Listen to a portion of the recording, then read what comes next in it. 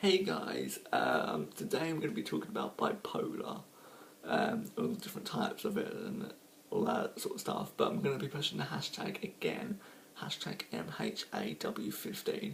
I just feel like that needs to be done. That sort of tells people about just Mental Health Awareness Week, like this week in general.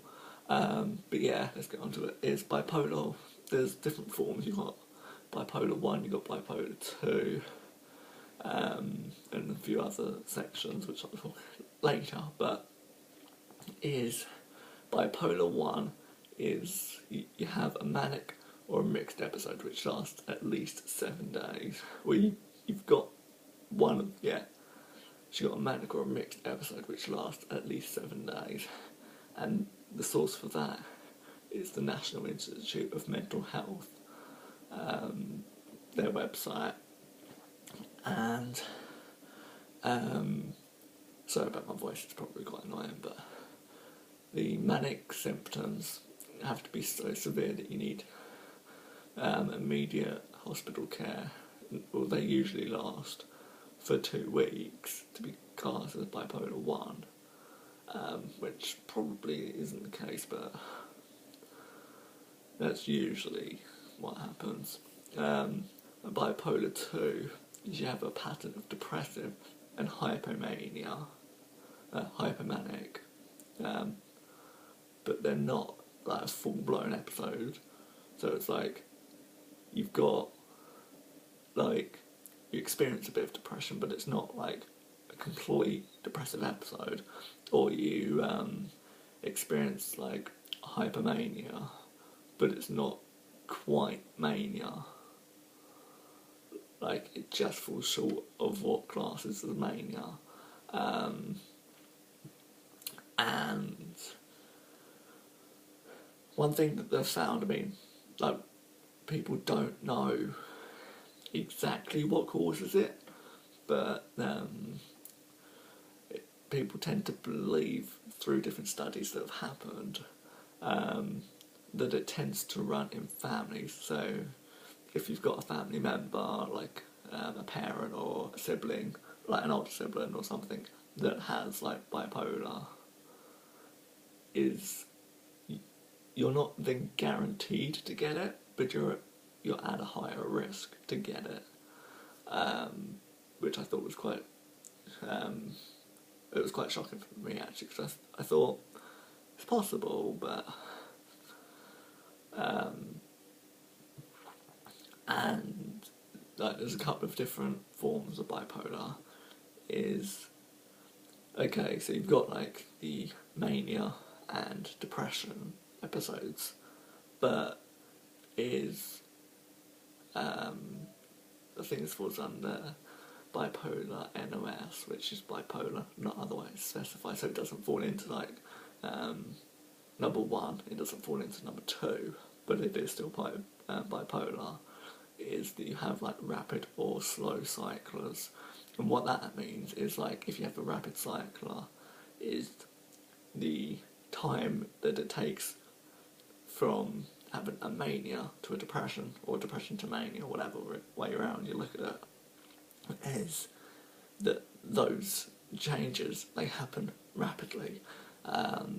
If you have a slow cycler's form, is you still experience them, but at a slower rate. So like the episodes might last for longer, and it sort of like takes a slower time to cycle back up and down. And another form of the disorder is cyclothymic or cyclomania, which is a mild form of bipolar. And people with that form of disease, cyclomania, they usually have episodes of hypomania as well as mild depression, which last for 2 years. So it's kind of like, if you watched my depression that I did about video about depression, is where you got Dissociative, I think it says that, where it's not a full-blown episode of depression, but it lasts, like, it's a milder version, but it lasts for a longer period.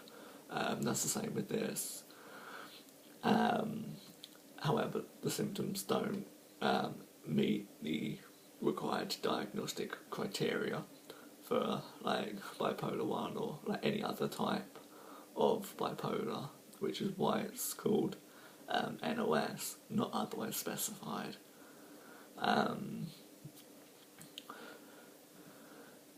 So yeah, to basically fall under not otherwise specified forms is, I feel that that's almost quite good, but it's also dangerous because you're then not really specified with like a certain one, like a certain form, is because it's not otherwise specified. If they don't count it as an actual illness, like according to the DSM, but because it's not otherwise specified, it's more dangerous to people generally. It's the same with EDNOS, which is eating disorders not otherwise specified. And I'll probably talk a little bit about that tomorrow, but it's like you have bipolar, but it's just not like bipolar 1 or 2. Like, it doesn't fall into any category, but you're like noticeably out of character. Like, you go through the cycles. And it affects approximately, because obviously it can change, 5.7 million American adults, about 2.6% of the US population that's over 18, like every year, which is, again, the National Institute of Mental Health, where that comes from. So yeah, that's my bipolar video. Like, I'm not actually a specialist. I'm not professional, which is why sort of like I've got all these sources, like either from what I know or like what I've experienced and what I've been able to find out.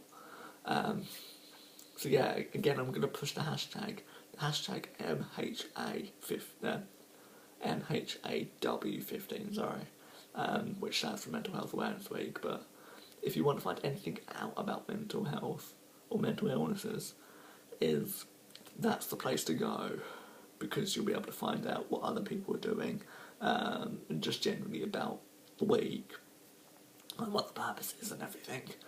So yeah, that's this video. Check back tomorrow for the next video, which it's kind of a mishmash of stuff. It's probably going to be the most disorganised video, because it's going to be talking about dissociative identity disorder, which you might not know what it is, but check back tomorrow and I'll tell you. But it also incorporates like eating disorders and just like a brief overview of those. But yeah, hope you found this video helpful. Check out the other videos that I've done of this week. Hope that you find this helpful, and peace.